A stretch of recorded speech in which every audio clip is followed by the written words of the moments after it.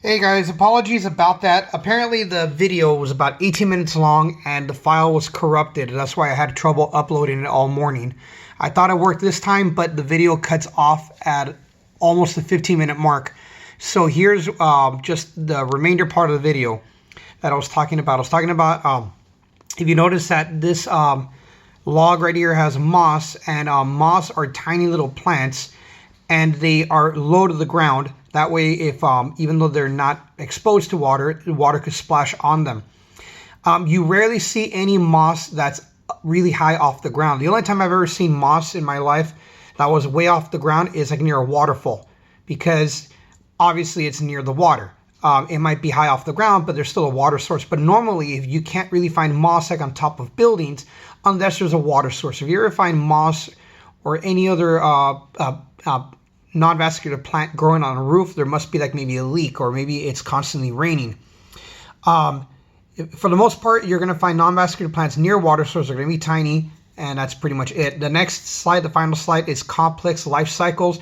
This applies to plants that do not make seeds. There's two stages. There's the sporophyte stage and then the gametophyte stage. Thing about this is because they do not produce seeds, these spores, they're not really seeds.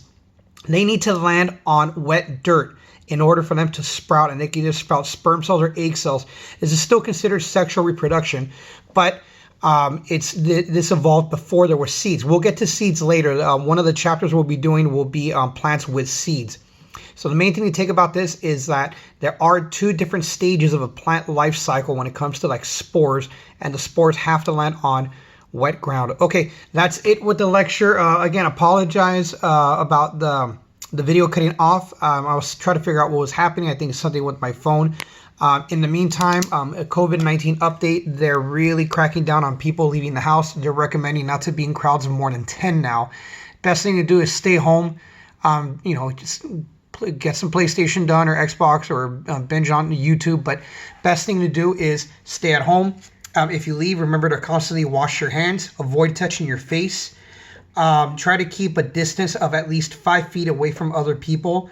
And that's pretty much it. I'll be putting up another video on the 18th, this Wednesday, for chapter 10.2. Thanks.